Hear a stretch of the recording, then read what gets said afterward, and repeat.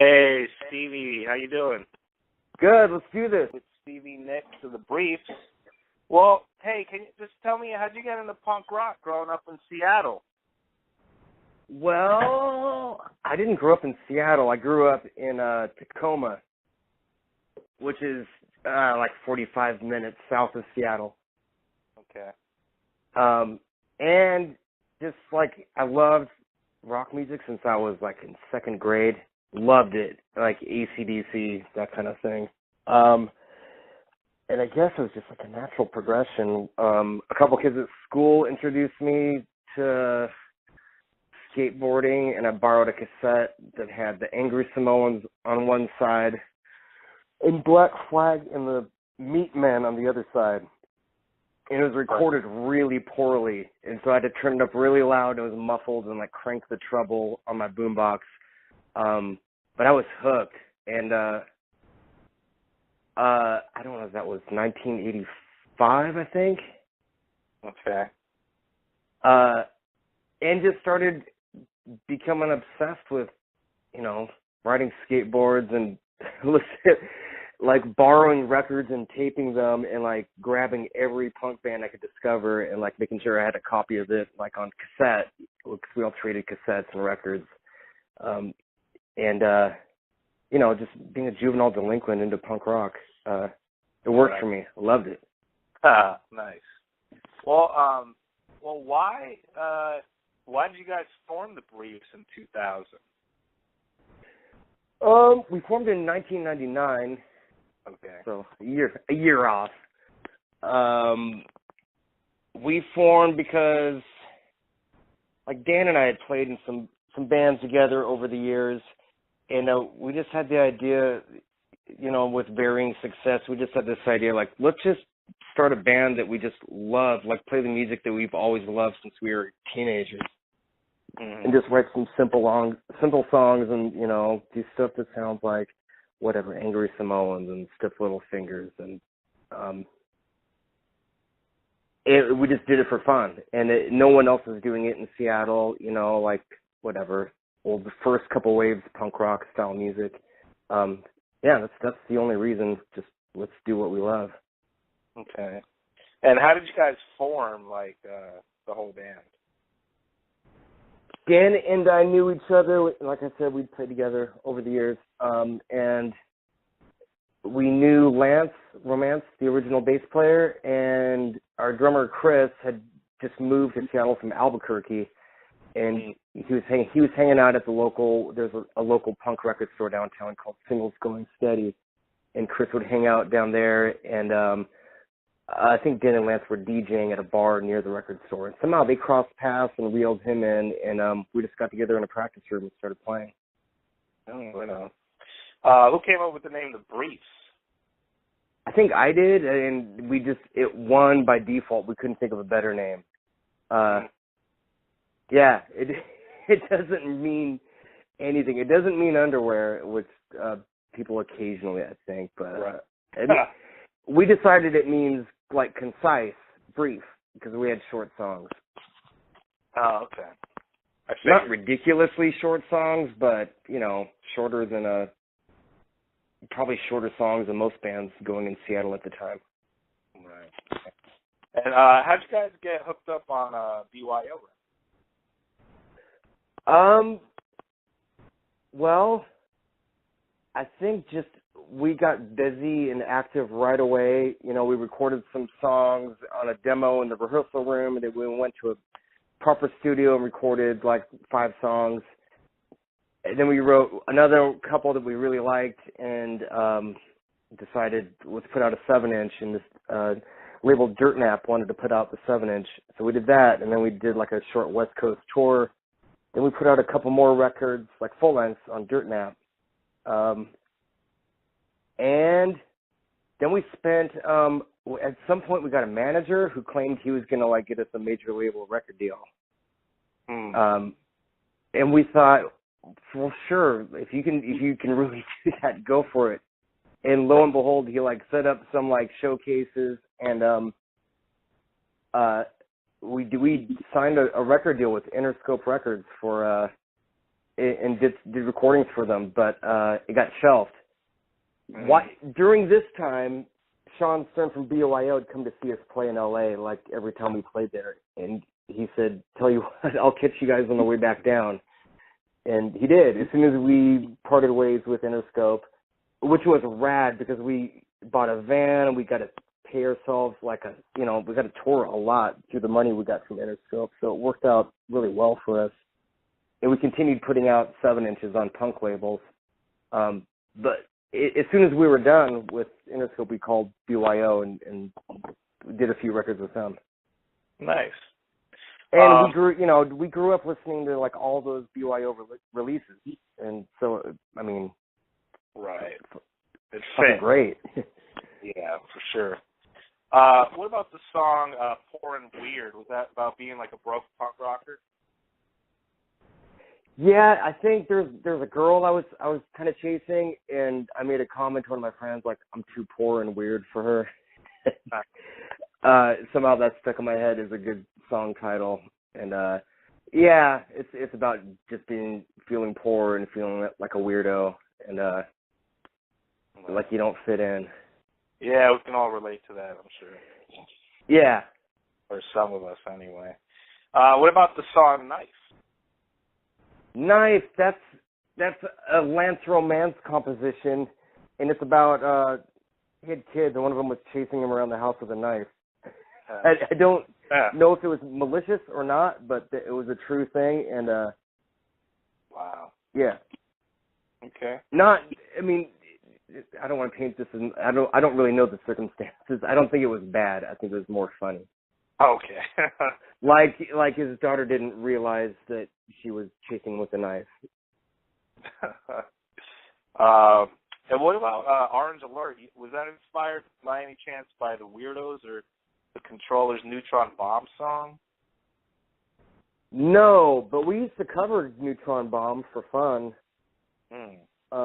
When the Weirdos weren't active, it was kind of cool. We would play that song to close our set quite a few times. No, Orange Alert was sort of that post 9/11, let's all be scared mentality, sort of a reaction to that.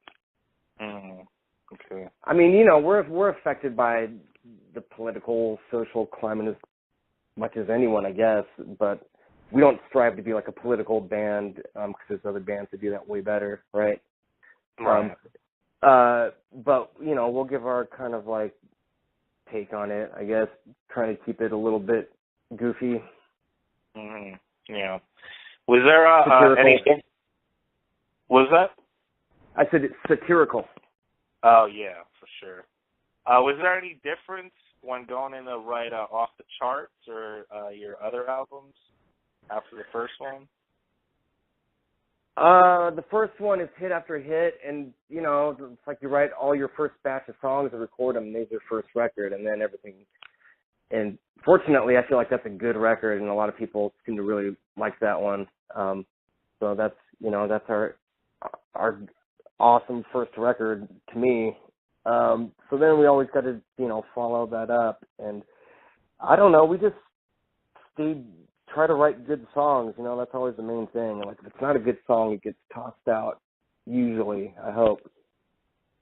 I don't know. We try to not stick to one specific formula. We try to dip into different areas. There's so much great punk rock. It's like that we're all inspired by. Like there's a lot to I guess steal from.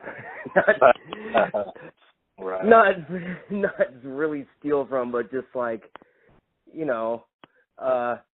right. It's like we might love Spiz Energy and also love Johnny Thunders, right? So it's like we love a lot of stuff, and I like to think that it shows. We're a melting pot of a lot of influences. Right. What inspired Ain't the Truth? I don't know. Dan wrote that one, and I think it's a little bit of just like social commentary, just being alive in the world. Right. Okay. In the USA. Yeah. Did you guys really shoplift from Macy's? I did, yeah. That's I wrote that one. The thing with the brief is you get like all this thing. Dan and I sing most of the songs, but everybody like has songs that they write and sing. So it's not all coming from one person. Shoplifting at Macy's, yeah, that's me. I spent some time. I spent some time as like some gnarly drug addiction and stuff, and sometimes you get caught shoplifting at Macy's and you get tackled out in the street outside the store and go to jail. Yeah, so you didn't make it out the door then, huh? I made it just outside the door. Okay. Almost to, yeah. But man, it's like those experiences I don't know. It's like you can write a song about it and make light of it. Right. Yeah. What's the mystery pill to you? The mystery pill to me is, I don't know. I don't take mystery pills anymore. I used to, for sure. Like, just put a question mark on it and I'll pop it in my mouth. Right. Yeah. No, not anymore. Okay. Was wearing the dead fish, you think the craziest thing you've done at a show? The dead fish. I forgot about. We did that a couple times. One show in Denver. I think that's the first time we did it. We just bought some dead fish and used coat hangers to make hooks and hook them onto some shoelaces, and we wore them around our necks like ties. And I don't know why. Just we thought it'd be gross and. But what happened was on stage, there's lights and you get really hot and we're sweating, and it just made the fish smell stronger and stronger. And to me, it kind of acted as like a boost. The show got really weird and more intense. And I played harder. But at some point, the fish fell off and went out into the audience and kind of went back and forth between the audience and the band. And we liked that idea, though, so we did it again in London at a club once. But yeah, we might have to try that one again. That wasn't bad. I think that was in the spirit of reading about like the Feeders. You know that band, the Feeders? Of course, yeah. Like didn't they? I heard they threw a dead dog or something at Gilman Street onto the crowd. That may be true. I don't know. That's pretty gnarly. I don't know if I like that. But I remember reading that he would like glue cockroaches upside down on his head. And when we saw them playing in Seattle, he had like rat fetuses on a necklace around his neck. I don't know. I think we were just kind of thinking along, what would Frank Discussion do? Right. That's pretty good. So, I mean, where do you draw most of your inspiration for songs besides, the obvious corruption in the USA and antisocial, stuff like that? Where do you get your inspiration from? The usual crazy chicks.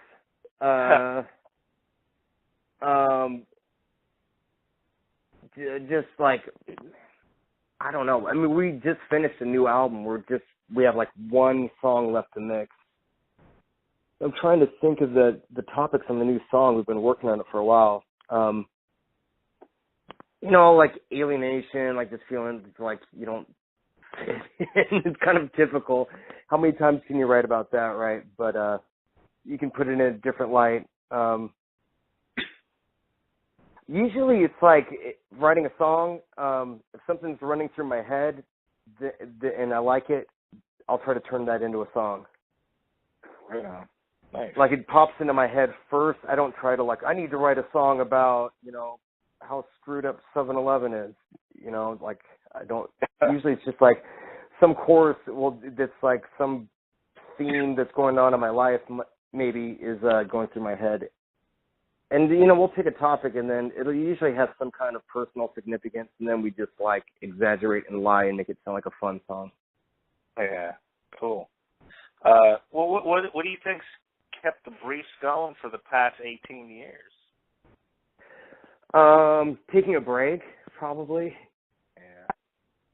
Yeah, you guys hiatus, right, for a little bit? Yeah, but man, we went really hard for a lot of years, like just nonstop touring. And when we weren't touring, it's like working as hard as we could to get new songs recorded and written.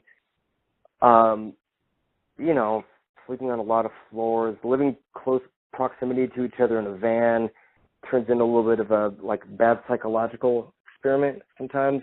And then you know, taking a break from the band for a couple of years, then we all like love each other to death again and can't wait to get together and play music. So yeah, I know. Where's the best place to buy like those 1977 punk sunglasses? Man, you gotta look out in a thrift store or like some like antique mall and you'll see something. I don't know. They're harder and harder to find. Yeah. We used to find stuff on like truck stops out in the middle of the Midwest. You'd go to a truck stop and they'd have some old stock, you know, stuff laying around, like whatever, new wave sunglasses and. Interesting. What's your top 3 punk 77 bands? Okay. Well, first, I just thought the thing that's kept the Briefs going is that we fucking love punk rock. Like, we just love it. It's never gone away, right? And so we just want to participate. Right on. Which brings me to top 3 77 punk bands. The Damned, the Heartbreakers, the third one's a little tough. Man, that first Vibrators record, Pure Mania, is sure good. The Clash, fuck, I guess those 3. That's a tough question. Those 3 consistently get the most play from me, like over the last, you know, decades. So 3 decades, whatever. Right on. What about top 3 guitar players? Ron Emery, Captain Sensible, and I guess Johnny Thunders.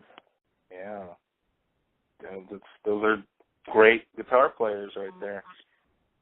What about... Yeah, and you know what? For me, personally, the coolest thing about, like, being in the Briefs and doing this thing is that, like, I guess it was 2 years ago, in the fall, we got to do a tour with the Damned and TSOL on the East Coast. And it's like, I'm on tour with my 2 favorite guitar players of all time. Yeah, that's pretty cool. Like, it blows me away. Like, I just fucking love those bands. I love watching them play. Like, I'm fascinated what they've brought to the table as guitar players, you know? Right. It's just, it's amazing music. And they're good dudes, too. Yeah, and they still deliver. I just saw TSOL a couple of weeks ago in Seattle, and fuck, they deliver. They're as good as ever. Yeah, they're nice guys, too. You just did an interview with those guys, I think. Who did? Yeah, I thought I saw something on Suburban Rebel with TSOL recently. Oh, yeah, that was the second singer, Joe Wood, of TSOL. Oh, okay. But I did recently see Ron and Roach and Jack over here in Berkeley. Maybe it was just a photo that I saw, but it wasn't like an interview or anything. Oh, yeah, right on. Yeah. I have interviewed Captain Sensible before, though. Cool. What was the worst Briefs show you guys played? The worst? I like to think we haven't played our worst show yet. Like it's lurking out there somewhere.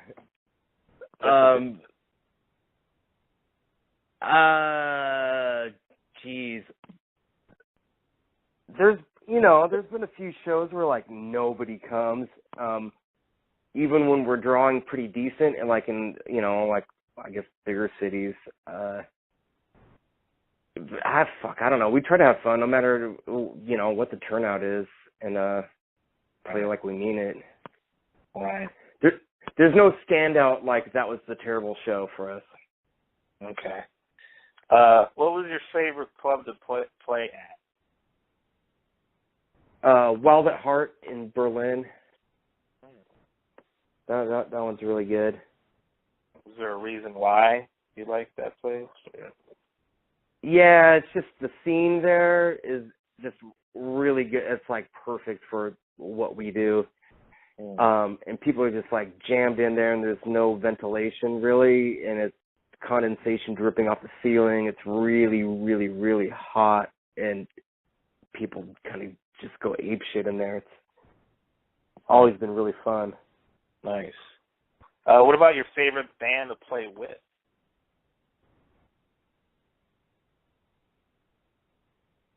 Oh, I would say The Damned.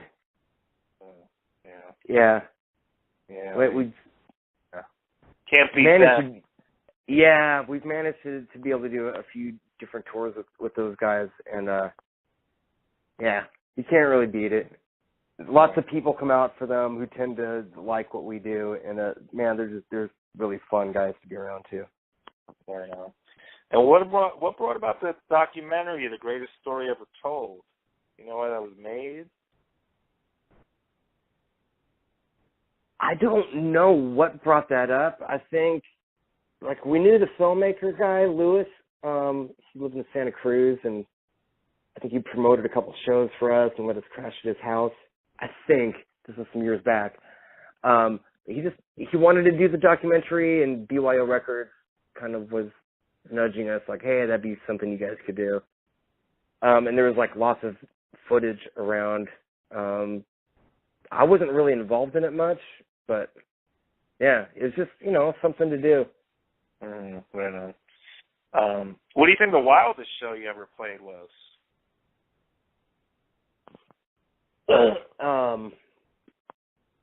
Wildest.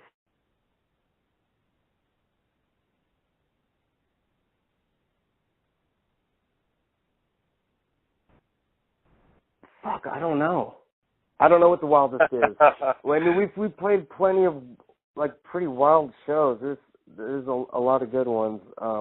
Just with high energy, and kids slam dancing and stuff. I love high energy, like, wild shows. Right. But there's never been anything where, like, somebody attacked us on stage or nothing got broken. No, I mean, we've been like shocked pretty badly a couple times. Maybe I just can't remember. I bet Dan probably has a better idea of like the wildest show and the worst show somehow. Well, how's the scene in Seattle right now? Scene in Seattle, there's not too much of a punk scene in Seattle right now, to me anyways. Like, for the kind of music I like, what I kind of consider punk rock, stuff that would kind of go with my record collection. There's a handful of good bands. There's like the Tough Times. I like those guys quite a bit. The Cheap Cassettes. We've got Noise out in Tacoma. The Derelicts are playing again. I mean, there's definitely some bands. But like when the Briefs were starting up, there was lots of punk bands, and we would kind of like hang out together, and like, there's a community, and you would go support the other bands. There'd be something going on almost every weekend. I feel really fortunate that we had that kind of environment. Right. Whereas now, if you're to like start up a punk band that resembles anything like the Briefs, you'd have a hard time like fitting in anywhere or like, getting on a bill. Right. It's just, I know that there's a scene for sort of like the, like the younger, like crusty punk kind of thing. But I just don't like it. To me, the music I don't like. I just think it sounds like bad metal. But that's just I'm with you. me with being you a bitter. Like, they don't write songs like they used to. God damn it! It just sounds like bad metal and barking. Well, yeah. I mean, has it changed over the years for the worse or better? Probably the worse, right? But yeah. But I mean, like in general, music's always kind of bad, and then there'll be little bursts of like creativity, and people like do really good shit, and I don't know. Right. I don't know. Around Seattle, it's mostly like indie rock and, you know, kind of shoegazer, rainy day music. You guys have the Murder City Devils up there. I mean, we did. I think they did reunion shows. Yeah. Yeah, I mean, early on, yeah, we used to play with the Murder City Devils, you know, and like the Spits. They all moved away, though. That was part of our scene when we were starting out. Right. Well, I mean, you guys were a punk band through the whole, well, it was still grungy up there, right? I don't know. I don't know where grunge begins and ends. Yeah, I mean, whatever. Well, what does punk rock mean to you?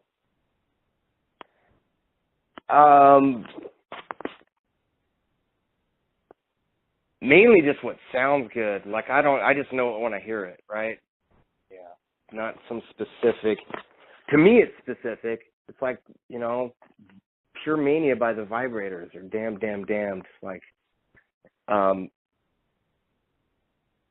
that's just the kind of stuff I love. You know, Johnny Thunders. Have you ever been to Johnny's grave? No, I haven't. Yeah, you should take the Pilgrimage, whatever the fuck that word is. Wait, is it in New York or is it in Vegas? Or I mean, New Orleans. It's in Queens in New York. I've been to it, and there was a syringe stuck in the fucking ground in front of it. Oh, sure, of course. Yeah, someone must have shot up and shared half the needle. I'll do it, man. I'll go to Johnny Thunders' grave. Why not? Yeah, it was pretty cool. But I mean, yeah. Besides the music, does anything else, you know, about punk rock have anything special, you know, in your being? Yeah. You know, the DIY kind of thing is great, and I mean, that's totally caught on by the masses now. Everybody tries to do stuff DIY. Just enthusiasm and excitement and, like, put on a pair of cool shoes, you know? Like, I don't know. It bums me out if you go out to a show and, like, it's just a bunch of dudes with, like, baseball hats and shorts on. It's like, I like a little... I like people who, like, dress up when they go out to a show. Like, make it a scene. Make it a spectacle a little bit. Right. You know, you don't have to try too hard, but it's more fun. Right. For sure. So why'd you start the Cute Lepers? That was because the Briefs took a break, and I had just had a spurt where I worked on a bunch of songs, and that was just sort of my solo project that I did for a few years. Okay. And, meant to be like a fusing of like punk, power pop, and mod revival. That's kind of in rock and roll. I was trying to like do something that incorporated all four of those things. I don't know how well I did, but tried. Right on. Cool. And there's a tour with the Briefs coming up. Like you said, there's a new record, right? You're gonna have out? Yeah. The record's not going to be out in time for the tour, unfortunately. I think we're going to try to get a couple advanced 7-inches out before the record comes out. But we're on tour starting next month. I think we start on the 16th. Here in the Northwest, we play Seattle, Portland, San Francisco, work our way over to the Southern California and you know, LA, San Diego and stuff, and then we play punk rock bowling. Oh, right on. Cool. And how do you like and playing? Then we're over in Europe in August for a handful of shows. And, nice. That should be fun. Yeah, we do well in Europe. So, and the drives are shorter and they treat you really nice over there. It's good. We love it. How do you like playing punk rock bowling? Oh, it's fucking great. There's nothing like it. It's ridiculous. Yeah. Okay. Have you been? Not yet. Oh, you should go, man. Go. I don't go to that. It's just like thousands of punk rockers take over downtown Vegas, and it's ridiculous, and it's super fun. Yeah, That sounds, I don't know. My anxiety levels would be up to the roof. Yeah. Well, do you have any last words? You're in the Bay Area, right? Yeah, Bay Area. So I'll be out in the San Francisco show for sure. The Park side. Yeah, I'll definitely be there. Cool. Yeah, do you have any last words? Not really. I wish I had like a catchphrase, like "Stay classy, San Diego," but there you go. Keep it classy, San Diego. Just do it. I don't know, man. Just like keep doing punk stuff because it's fucking the best. Like your magazine, I don't have a physical copy of it, but everything that I've seen online, like I love that stuff, man. I'm really glad that you're doing what you're doing. All right, I'll get you one. Well, thanks for your time, Stevie. Yeah, thank you, Pete. And I'll talk to you soon. All right, man. I'll see you in SF. Okay, bye. All right, bye.